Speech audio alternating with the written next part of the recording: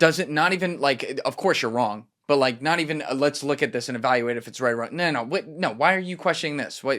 That's that. This is just how it is. Mm-hmm. Like Claudia Doran was just in here. She's brought on new ideas about gravity and broke that down. It was extremely meta. Like everything she's looking at, and to her, I'm gonna way oversimplify this, but like the variable that she's discovering with like the effect on gravity on the universe, she's like, oh my God, it's been there the whole time. It's right there. Like we can see it. But the response to her bringing up this theory over the years is like, you're fucking nuts. We know what gravity is. Don't question it. And to me, I'm like, but that's anti-science. And it also, by the way, you know, you're saying it with science and cults. It's a concept of like science and religion, because cult is religion in a lot of ways. You are religiously a zealot to this idea, so much to the sense, to the extent that you will practice the craziest tricks of cognitive dissonance, as you're pointing out, to stick to this, no matter how that is shaped up and how ridiculous it might be. And when you look throughout history at like what those terms are actually supposed to be, science and religion, they're both trying to accomplish the same thing. Science is trying to explain the scientific reasoning behind why it's all here and what the meaning of everything is. And religion is trying to explain the spiritual meaning behind why we're all here and what it is. So it's a different means trying to get to the same ends. And yet as humans, we've created this trick on ourselves. It's really tragic in my book throughout a lot of history. And I'm sure you've looked at this. I think you even teach a class on science and religion, but it's like we've created this trick in our minds where science and religion are opposed to each other rather than working together. And that's very fascinating to me. Yeah, throughout the history of science, it's quite the opposite, because most of these scientists obviously are religious, especially in the scientific revolution. They're mostly Christian. There is, you know, a lot of Islamic science that's going on before the 1200s especially. But in the scientific revolution, it's in these European countries, and all these scientists are religious. And there's a famous quote by Galileo. There's people who said it before him, but he's famous. It's attributed to him mostly, where he says something like, the Bible teaches you how to go to heaven, not how the heavens go. You know? Wow. But there's this concept that many of these scientists have, that's the idea that God has written two books.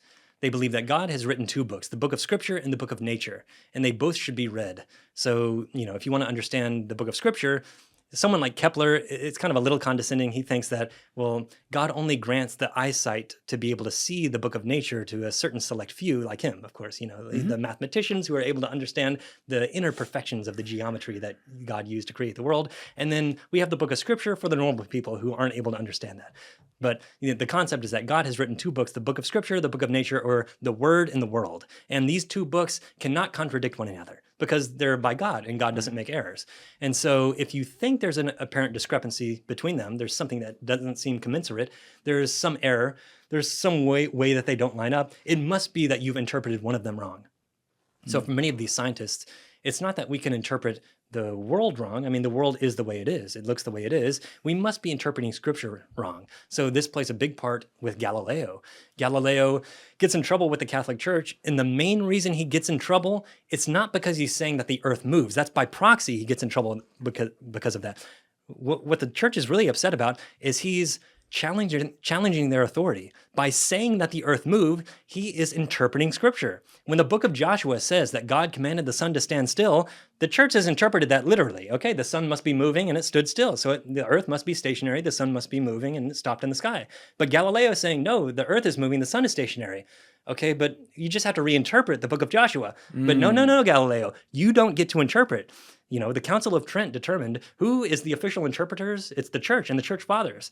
You're neither of those, Galileo. Who are you? So you're usurping the authority of the church by deigning to interpret a passage. So that's the real kind of beef that Galileo and the church have. Who are you to interpret Scripture? You're just a scientist.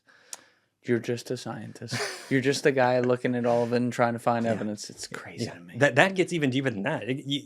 With any of these topics, you can get really into the weeds, but the Galileo trial is an especially interesting one because Galileo was warned about this. He's warned, you need to not hold or defend these views. You know, you can't hold or defend the idea that the earth goes around the sun. Obviously, this contradicts Scripture. So the guy who tells him this, Galileo receives a verbal kind of order from this guy named Cardinal Bellarmine, who tells Galileo, you're not allowed to hold or defend these. In fact, he has a written letter Galileo gets from Bellarmine saying, don't hold or defend these views. And that's going to play a role in a second. Then the current pope dies, and after another pope or so, one of Galileo's friends becomes Pope, Maffeo Barberini, who he becomes Pope Urban VIII. And he kind of tells Galileo, if I had been Pope, we wouldn't have really come down maybe as hard on that stuff. So Galileo thinks this is great. Like, he's kind of giving me the green light. And good. He's my friend. Like, who's going to come after me? I've got the Pope on my side. So he decides, I'm going to write this big book, The Dialogue on the Two Chief World Systems. It's a dialogue between these characters, but they're talking about, the Ptolemaic system and the Copernican system and which one's better. And he has the smart guy, there's three characters in this book. The guy who's like Galileo's mouthpiece is called Segredo. It's called Salviati. And then there's kind of like the middleman named Segredo. And then the Ptolemaic guy who Galileo disagrees with, he's called Simplicio. So you can kind of see like Galileo's bias there. So Sounds Simplicio like gets the three families. yeah, Simplicio gets destroyed in this book. And Galileo publishes it, and it starts causing a big stir. The Pope actually, one of the things that Galileo does, he puts in the mouth of Simplicio one of Pope Urban VIII's arguments that he had made when he was Maffeo Barberini, before he became Pope. And so this kind of makes Barberini, the Pope, mad a little bit, and Galileo is going to get in trouble. But what happens is Galileo is called before the Inquisition in Rome. He goes there, and someone goes into the archives in the Vatican and they pull out this document that says, we told you you are not allowed to hold, teach, or defend this view, the Copernican, and you just published this book, and that's exactly what you seem to be doing. You seem to be teaching Copernicanism. That's what this book is about, isn't it? And Galileo pulls out his letter from Maffeo Barberini, or from Cardinal Bellarmine, and he says, you didn't tell me I couldn't hold, teach, or defend. You told me I couldn't hold or defend. You never said anything about teaching, so I'm just teaching it in this book. I'm not defending it. I'm not saying it's better than the other one. And so there's this kind of back and forth argument about who is right or not. Eventually, Galileo recants. He says, I was wrong. The Ptolemaic system is right. And, he is sentenced to house arrest basically for the rest of his life. But yeah, so by proxy, the disagreement with Galileo and the church is about whether the earth moves, but it's really about authority and who has the right to interpret. Control, yeah. It's always about control and power.